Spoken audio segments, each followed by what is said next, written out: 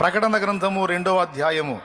స్మరణలోనున్న సంగపు దూతకు ఇలాగు రాయము. మొదటివాడును కడపటివాడును యుండి మృతుడై మరలా బ్రతికినవాడు చెప్పు సంగతులేమనగా, ఏమనగా, నీ శ్రమను దరిద్రతను నేను ఎరుగుదును, అయినను నీవు ధనవంతుడివి. ఆహా,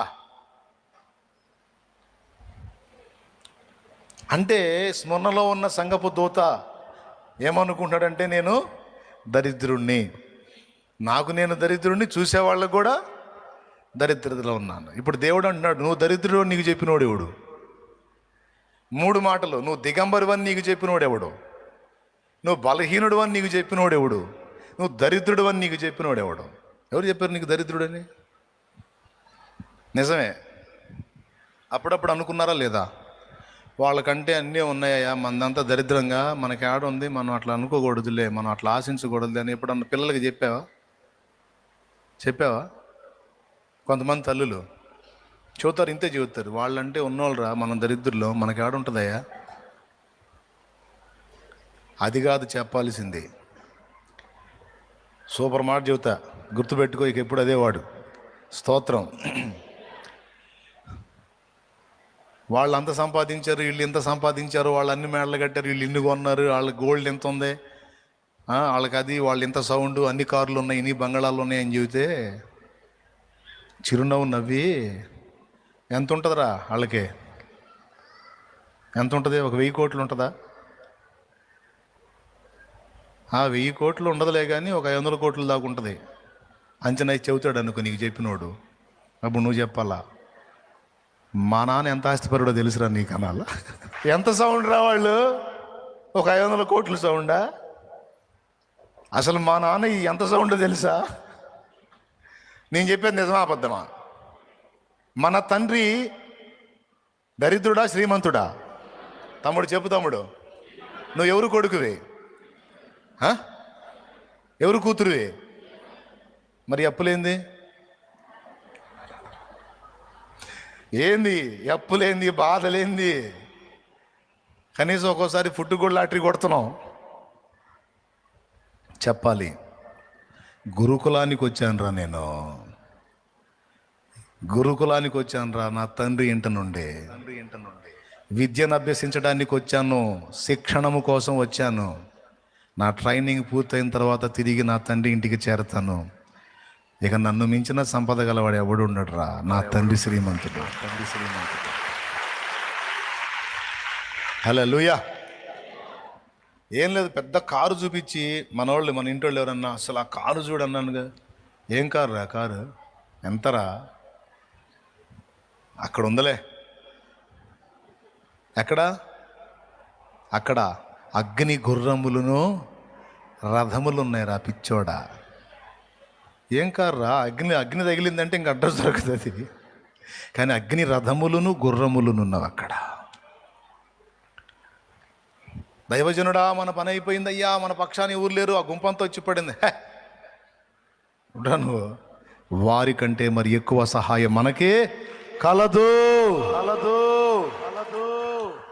అంతేగాని వాళ్ళకి అది ఉందయ్యా, వీళ్ళకి ఇది ఉందయ్యా, మన బతికి ఇంతేనయ్యా, మన రేకుల షెడ్ అన్నయ్యా, మన తాటాకులేనయ్యా. అవునా? దరిద్ర పలుకులు పలకొద్దు. దేవుడు అంటున్నాడు, ఎవడు చెప్పాడో నువ్వు దరిద్రుడు అని? నువ్వు నా కొడుకు అయితే, నువ్వు నా కుమారుడివి, నా కుమార్తెవి. ప్రకృతే నీది. ఈ పంచభూతాల్లో ఉన్నటువంటి దాన్ని, ఆ మట్టినే కదరా వాళ్ళు నా సొమ్ము అంటారు. ఇట్లాంటి మట్టిని నిర్మించిన నిర్మాత మన తండ్రి.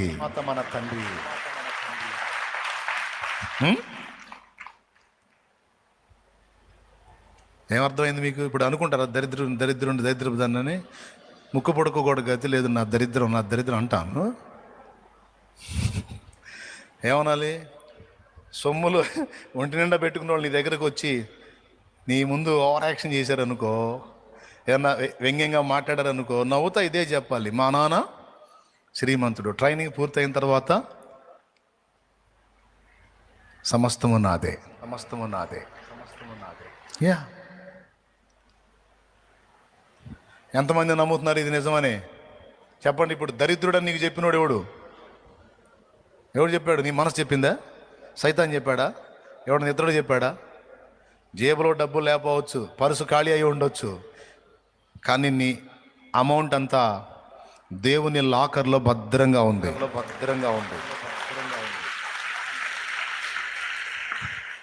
ఉంటే ఇవ్వచ్చుగా, ఇస్తే ఇంకో టైపులో అవుతావు. అందుకే ఎప్పుడు ఇవ్వాలో ఎంత ఇవ్వాలో చూసి బ్యాలెన్స్గా వదులుతున్నాడు. ఇక ముందున్న ఖర్చులు కూడా ఆయనే చూసుకుంటాడు. నిజం, నేను చెప్పే జోక్గా తల్లి. శ్రీమంతుని బిడ్డలం మనం, ఏసయ్య పిల్లలం. మన తండ్రి శ్రీమంతుడు. గురుకులానికి వచ్చాం. ఇప్పుడు మనకి రాచ వస్త్రాలు ఉండవు, సామాన్య వస్త్రాలు ఉంటాయి. కమ్మని విందులు ఉండవు. ఏముంటాయి? కందమూలాలు ఉంటాయి. గురుకులలో శిక్షణ పూర్తయిన తర్వాత అప్పుడు వస్తుంది రథం. అలాగే భూమి మీద మనం పొందాల్సిన అనుభవాలు అయిపోయిన తర్వాత అప్పుడు పంపిస్తాడు. నడు వచ్చేయండి, అప్పుడు ఉంటుంది ఇక. ఎంతమంది నమ్ముతున్నారు? చెప్పండి. దరిద్రులు అని చెప్తారా? అస్సలు ఒప్పుకోవద్దు. బలహీనుడు నేను బలవంతుడిని అనుకోవాలి. దరిద్రుడైన వాడు నేను దరిద్రుడిని కాదు, నా తండ్రి సమృద్ధి గలవాడు నేను. అలాగే అపరాధ భావంతో ఉన్నవాడు నా తండ్రి ముందుకు వెళ్తాను, నన్ను నీతిమంతునిగా తీర్చువాడు ఆయనే అనుకోవాలి. లార్డ్, ఈరోజు నాతో మాట్లాడిన ఈ మాటలన్నిటి కొరకై వందనాలు.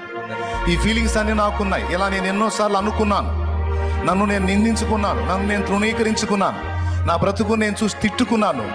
వాళ్ళ పని అలా ఉంది, వీళ్ళ పని అలా, నా కర్మ ఇలా, నా దరిద్రం అని అనుకున్నాను. నన్ను నేను దరిద్రురాలిగా అనుకున్నాను. నన్ను నేను దోషిగా అనుకున్నా. నన్ను నేను బలహీనురాలు నాకేం తెలియచావదు అనుకున్నా. కానీ ఈరోజు స్ట్రైట్గా నీ దాసుల్ని వాడుకొని నాతో మాట్లాడిన మాటల కొరకై వందనాలు.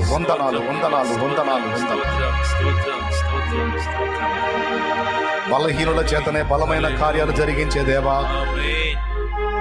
దరిద్రులను ధనవంతులుగా చేసి తమకే లేని వారి చేత అనేకులకు ఇప్పించగల దేవా, నీకు కృతజ్ఞతాస్తుతులు. ఒకే ఒక్క పూట పట్టెడు పిండి కొంచెము నూనె కలిగినటువంటి స్త్రీ చేత ప్రవక్తకు కరువు కాలం అంతా తీరిపోయిన దాకా రొట్టెలు పెట్టించావు దేవా, నీకు స్తోత్రము. నువ్వు చేపిస్తావు తండ్రి, నువ్వు ఇస్తావు తండ్రి. నువ్వు మాకుంటే మేమెందుకు దరిద్రులం అవుతావయ్యా? నువ్వు మాకుంటే మేమెందుకు బలహీనం అవుతాం? నువ్వు మాకుండి ప్రశస్త వస్త్రము కప్పిన వాడవైతే మేమెందుకు దిగంబర్లం అవుతాం? నిన్ను బట్టి మేము ప్రశస్త వస్త్రము గలవారము, నిన్ను బట్టి మేము బలవంతులము, నిన్ను బట్టి మేము శ్రీమంతులము. నీకు వందనాలు. నా బిడ్డలందరి హృదయాల్లో ఈ మాట సాక్షాలుగా ముద్రించి, విరక్తితో, అపరాధ భావంతో, దోషారోపణతో చావును వెతుకుతున్నటువంటి అజ్ఞానులను కళ్ళు తెరచి ఆ దురాలోచన వారి నుండి దూరపరచు. దయ్యములను బంధించు. చావు చావు చావు చావు అని ప్రేరేపిస్తున్న అపవిత్రాత్మని నజరేయుడైన యేసు నామములో బంధిస్తున్నావు. చావ నిమిత్తం లేదు, పోరాడుతాను. తుది శ్వాస విడిచేంత వరకు పోరాడుతాను. ఎన్ని అవమానాలైనా, పోరాటాలైనా, ఎన్ని ఎదురు దెబ్బలైనా, ఎన్ని విమర్శలైనా నా దేవుని వైపు చూస్తూ సాగిపోతాను. ఆయన అవమానానికి అప్పగిస్తే అవమానమే పొందుతాను, ఘనతకు అప్పగిస్తే ఘనతే పొందుతాను. నా తండ్రి ఏం చేయాలనుకున్నాడు ఆయన అదే చేస్తాడు. ఆయన చిత్తమే జరగాలి. నేనైతే నిరాశపడను, కృంగిపోను, అధైర్యపడను అని బిడ్డలు తీర్మానిస్తుండగా బిడ్డలను బలపరిచి వెలిగించి నీ కొరకు సాక్షులుగా చేయను. యేసు నామములో ప్రార్థించి వేడుచున్నాం తండ్రి. నా మనవులు విన్నందుకు నీకు స్తోత్రం తండ్రి, స్తోత్రం.